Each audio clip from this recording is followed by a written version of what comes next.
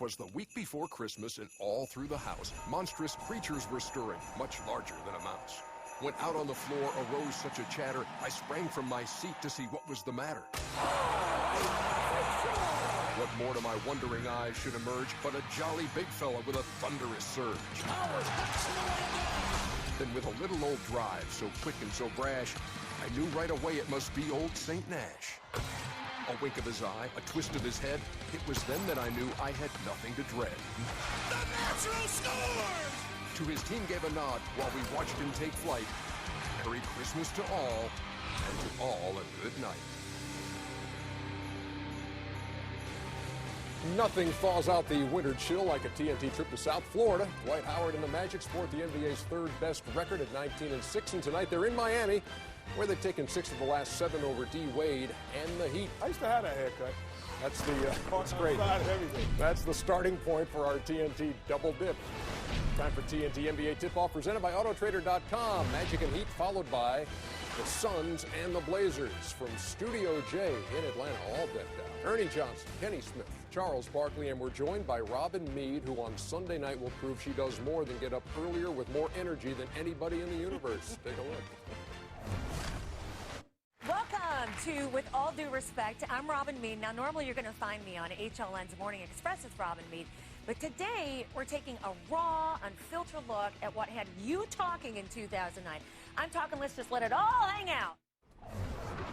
And that's going to happen on Sunday night, 10 o'clock Eastern time on HLN. Robin, good to see you again. Thank you. Second time this week. Appreciate it. I'm stalking you. It was NBA TV earlier this week, and now here on TNT. At least that's the story he's telling. Yeah, right? exactly. Well, you're his first stalker. Yeah, And last. Get in line. There's only one of y'all. I'm honored and privileged to be stalked by Robin. And so you're working with Charles and Dennis Eckersley and Kyle Petty on that show. We know what it's like to work with this guy, and I know I've worked with Eck, but not Kyle. What was it like for you?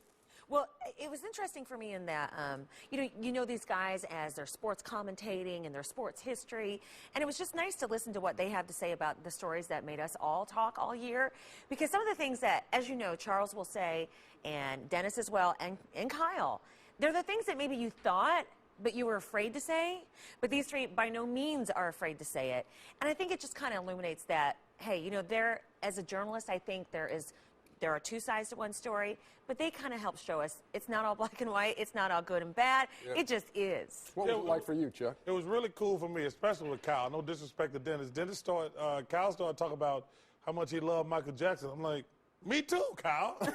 And, and it was really a very good moment in the show, because, like, Michael Jackson is my favorite entertainer of all time. And when he died, it was like a death in my family. And Kyle started telling this story, and I was like looking at him like, a NASCAR guy from Carolina loved Michael Jackson. And it was a really cool moment. And then Dennis says, you know what? I really hated all the stuff that happened after he died until I saw the movie. And I looked at Eck, I'm like, me too, Dennis. So you found some common ground that you didn't know. Yeah, and that's one thing that's good about the show. That's one thing good about this show. It ain't like we sit around and discuss stuff beforehand. Like, what you see is what you get. You know, Rob, I had a except we got a better looking host on the other show. Yeah. Here you do? No. On this... No. Was that slam against me or him? It's against him, trust me. The one thing, you had all those personalities on there. Did you find it that the answers that people in the limelight, like Charles and Eck and all those guys were totally different from mainstream answers? Well, I thought they were different from mainstream in that they had the guts to say them. I mean, most of us might be a little PC and maybe we'll kind of be diplomatic about it, but Charles isn't. I mean, he's just going to throw it out there. For example, I mean, you kind of came down hard a little bit on the people handling Tiger right now. They got to let him speak. Yeah. Got to speak. You got to speak. And as long as it's not like, well, if I stay in the house, it's going to blow over. Yeah. He has got to speak at some point. And you still haven't talked to him yet. And first of all, it's funny watching all these other idiots on TV like Skip Bayless, Jay Marriott, and Peter Vesey. Name some names. They're the three biggest idiots in the world, and I love saying that. Like, they're like, well, Charles is going to give him advice. I don't want to give him advice. I want to tell him, I love you, hang in there. That's it. They want to act like I don't get in other people's business. I got enough going on, but I just want to say, I'm just going to say, I love you, hang in there. And here's what Kyle and what Eck had to say on the Tiger situation. That's why we're watching this stuff with Tiger right now. Yeah. Because if Tiger had confronted it, we would be in a different place. Some of it is self-induced, just as you said. It's the handlers that he has, but, you know, you have to go back and you have to take advice. Like Charles said, I think, you have to take advice from someone who's been there or someone who understands the pressure that you're feeling at that time. His handlers don't understand the pressure. I feel duped by Tiger Woods. I do. I feel like a sucker because I played into him being wholesome, what an idiot perfect. I am. Because I'm you know, obviously he's human. He came out and said that, which I kind of took offense to. It's like, we know you're human. But then again, I bought into it. I thought he was different.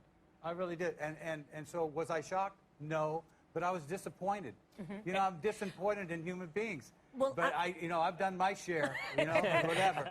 You know, Spike Lee sitting right beside him said that he was shocked. And I never got a chance to ask you if you were shocked at all.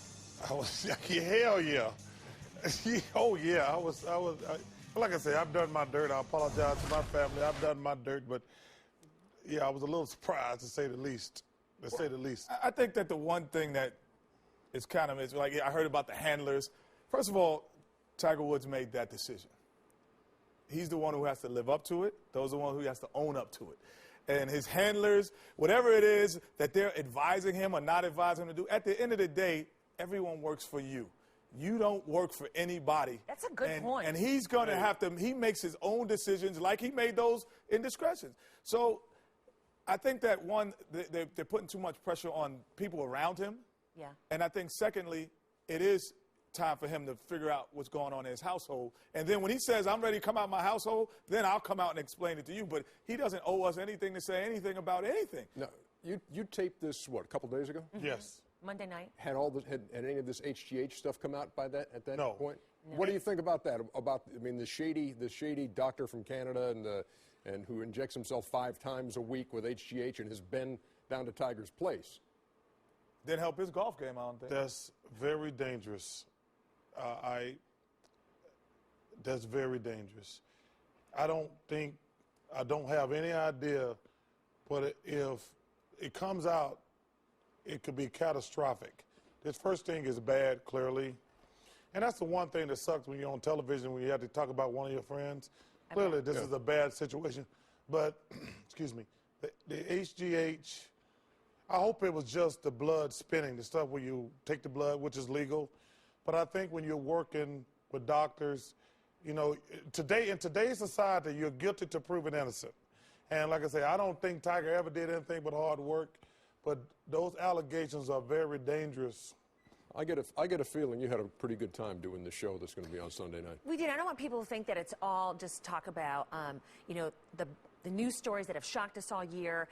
We also had a little bit of fun behind the scenes, for example. With him and... I know for a fact that he and Kyle Petty and Dennis Eckersley have snuggies. Because I gave them to him. Robin, first of all, I told Robin's got to be the cheapest person in the world. She didn't even buy us her own Snuggies. Those are HLN Snuggies. It's that true. means it's like re-gifting. It's like re-gifting. But it's the one thing that would fit you. I mean, Oh, you know, Not a smack in the face. We really appreciate Robin, damn, Robin. Really appreciate There's that. nothing else in the whole world, Robin. Robin, that was unnecessary. Wow, I didn't know that. it's one size fits all. You're a tall man. World that could fit you in a snuggie. Damn. Is that a snuggie suit? Clearly, Ernie's rubbing off on you right You got now. a snuggie suit on. You look at the tag inside that Snuggie, it says massive. Wow. That's how we're going to do the next show. Robin, come out swinging. Great to have you with us, Robin. We'll be Thank watching you, Sunday night guys. at 10. I probably won't ever be back after that. Snuggie suit. What was tough on the Chuck side here? Hey.